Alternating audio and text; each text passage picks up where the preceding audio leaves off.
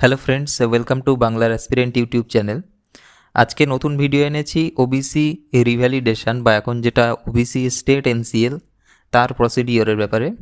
তো এটা অধিকাংশ সবারই জানা, কিন্তু যেটা ভেরিফিকেশান হচ্ছে তাই নিয়ে অনেকের একটু কনফিউশন আছে। তো আমি আগের দিন এসডিওতে গিয়েছিলাম, আমি যেটা জিজ্ঞাসা করে যেটা জানতে পেরেছি সেটাই ভিডিওতে বলবো।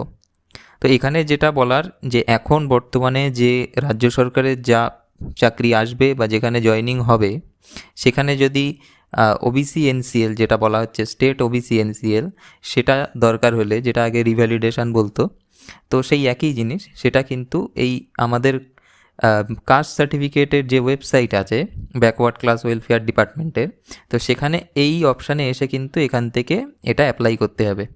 এই যে ফার্স্ট অপশান, প্রথমে ওবিসিতে আসতে হবে, সেখান থেকে ওবিসি, ফ্রেশ ওবিসি বা স্টেট ওবিসি এনসিএল এই অপশান থেকে এটা করতে হবে। তো এখানে গেলে যেটা ডিজিটাল সার্টিফিকেট আছে তার নাম্বার দিতে হবে এবং সেখান থেকে নিজের ঠিকানা, ইনকাম এবং ইনকাম সার্টিফিকেট সেগুলো আপলোড করলে ফর্মটা ফিল আপ হয়ে যাবে এবং সেখান থেকে ফর্মের যে কপি সেটা বেরোবে, সেটা নিয়ে এসডিও অফিসে যেতে হবে। তো তার সাথে অ্যাকচুয়ালি কী কী লাগবে সেটাও আমি বলবো, আর ওবিসি ভেরিফিকেশানের যে ব্যাপারটা সেটাও আমি একটু পরিষ্কার করে দিচ্ছি। তো এসডিওতে গিয়ে আমি একটা নোটিশ দেখতে পেয়েছিলাম, আমাদের এসডিওরই এটা নোটিশ, এটা আগেও একটু ভাইরাল হয়েছে। তো এখানে যেটা বলা হচ্ছে যে বর্তমানে যে 66টা সাবকাস্ট এখন ভ্যালিড ওবিসির ক্ষেত্রে, তারাই এটা বের করতে পারবে। তো প্রথমে কি বলা হচ্ছে, প্রথমে ফর্ম ফিল আপ করতে হবে অনলাইনে, যেটা আমি দেখালাম ওই অপশানে গিয়ে। 2 নম্বর কাজ হচ্ছে যারা পঞ্চায়েতের বাসিন্দা তাদের বিডিও থেকে ইনকাম সার্টিফিকেট নিতে হবে, আর যারা পৌরসভার বাসিন্দা তাদের মিউনিসিপ্যালিটি থেকে নিতে হবে, এবং তার সাথে এক্সিকিউটিভ অফিসারের কিন্তু কাউন্টার সাইনের প্রয়োজন হবে সেই সার্টিফিকেটে। তো এই হচ্ছে ইনকাম সার্টিফিকেট নিতে হবে। ইনকাম সার্টিফিকেট কার লাগবে? ইনকাম সার্টিফিকেট লাগবে পিতা এবং মাতা, যেটা এখানে লেখা আছে। তৃতীয় কি বলা হচ্ছে, যে ক্যান্ডিডেট, সেই ক্যান্ডিডেটের পিতা মাতা মানে তিনজনেরই ভোটার কার্ডের দিতে হবে, আধার কার্ডের দিতে হবে, রেশন কার্ড দিতে হবে এবং প্যান কার্ড, এই 4 রকমের জেরক্স কপি কিন্তু জমা দিতে হবে।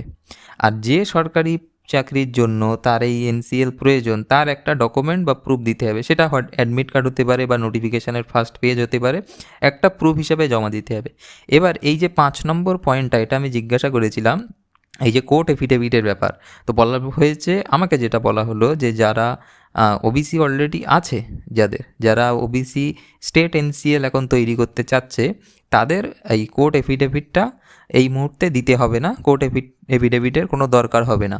কিন্তু আমি বলবো সব সময়, এটা তো একটা এসডিও থেকে করছে, কিন্তু আমি বারবারই বলবো যার যার নিজের বিডিও অথবা এসডিও এখানে গিয়ে তাদের যে প্রসিডিওর সেটা কিন্তু জেনে নেওয়া ভালো। আর এছাড়া আরেকটা জিনিস অ্যাড হয়েছে, এটাকে লাগতো না এখন, 2026 সালের যে ভোটার লিস্ট, সেই ভোটার লিস্টে তাদের নাম কোথায় আছে, ক্যান্ডিডেটের সাথে তার বাবা মা, এবং অথবা যদি সেটা না হয় তাহলে ভোটার যে স্লিপ, যেটা এই যে স্লিপ দিয়েছিল নির্বাচন কমিশন থেকে, যেটা দিয়ে ভোট দিতে গিয়েছিল, সেই ভোটার স্লিপটা জমা দিতে হবে।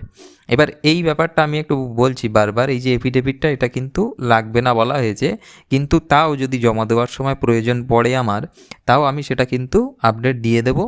কিন্তু আমার প্রথম দিন আমাকে বলেছে এই এফিডেভিটটা এই মুহূর্তে লাগবে না, বাকি ডকুমেন্টস যা আছে সেইগুলো দিয়ে জমা দিতে হবে। আর যে যার নিজের একটু বিডিও বা এসডিওতে একটু খোঁজ নাও সেখানকার প্রসিডিওরটা কী হচ্ছে, ঠিক আছে? তাহলে সেটা পরিষ্কার হয়ে যাবে। আমি হয়তো আমার এসডিও হিসাবে প্রসিডিওরটা বললাম, কিন্তু তোমাদের বিডিও বা এসডিওতে প্রসিডিওরটা হয়তো আলাদা। তো সেখানে বারবারই বলবো যে এই জিনিসগুলো তো অবশ্যই লাগবে। এক্সট্রা যদি কোনো কিছুর প্রয়োজন হয় তোমরা একবার নিজেদের বিডিও বা এসডিও থেকে খোঁজ নিতে পারো। এছাড়া আর একটা নোটিশ আমি দেখেছি, যেটা টাঙানো ছিল, এই নোটিশটার ডেটটা দেওয়া হচ্ছে 1 জুলাই।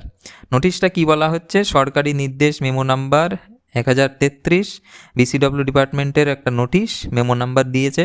বলছে 2011 সাল থেকে জারি হওয়া সমস্ত জাতিগত শংসাপত্র পুনর্যাচাইয়ের জন্য গৃহীত হয়েছে।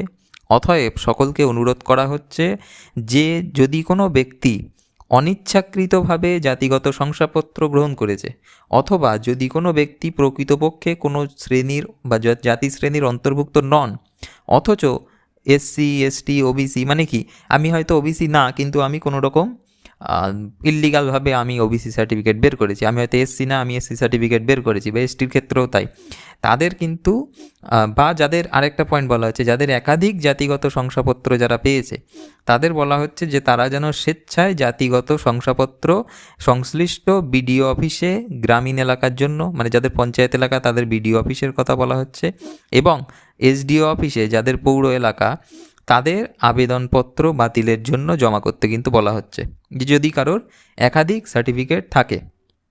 এই পদক্ষেপের উদ্দেশ্য হলো জাতিগত শংসাপত্র ইস্যু করার ক্ষেত্রে ন্যায্যতা, স্বচ্ছতা এবং সত্যতা নিশ্চিত করা, বৃহত্তর জনস্বার্থে নাগরিকদের পুনর্যাচাই প্রক্রিয়া সহযোগিতা করার জন্য অনুরোধ করা হচ্ছে। তার মানে এটা গভর্নমেন্ট থেকে একটা নির্দেশ দেওয়া হচ্ছে, যদি কেউ ইল্লিগালভাবে এসসি, এসটি অথবা ওবিসি কেউ যদি বানিয়ে থাকে, তাকে কিন্তু আগে থেকে বলা হচ্ছে যে সে যেন সেটা, যদি পঞ্চায়েত এলাকা হয় বিডিওতে গিয়ে, এবং পৌরসভা এলাকা হলে এসডিওতে গিয়ে সে যেন সেগুলো আগে থেকেই জমা করে আসে। এবার আমি আসছি ভেরিফিকেশানের ব্যাপারে, যেটা অনেকেই বলছে যে এসসির যে সার্টিফিকেট বা এসটি সার্টিফিকেট বা ওবিসি সার্টিফিকেট, এগুলো ভেরিফিকেশানের জন্য আমাদের নিজেদের যেতে হবে নাকি ডিপার্টমেন্ট থেকে এগুলো ভেরিফিকেশান করবে।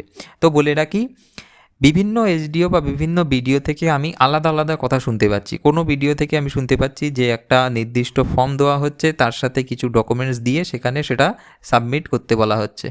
আবার কোনো এসডিওতে আমি যেটা শুনতে পাচ্ছি যে তারা নিজের থেকে সেইটা চেকিং করছে, নিজের থেকে চেক করছে, তাদের আসতে বারণ করছে, বলা হচ্ছে যে যখন তাদেরকে ডাকা হবে তখনই একমাত্র তাদের যে সাপোর্টিং যে ডকুমেন্টসগুলো আছে সেই ডকুমেন্টসগুলো নিয়ে কিন্তু তাদের আসতে বলা হচ্ছে। এই ডকুমেন্টসে বিশেষ করে যে দলিল, পুরনো দলিল যেখানে সাবকাস্ট মেনশান আছে, অথবা তার যে জেনারেশান যদি আগের কারো সার্টিফিকেট থাকে সেই সার্টিফিকেট, এইগুলো কিন্তু একটু রেডি করে রাখতে পারো।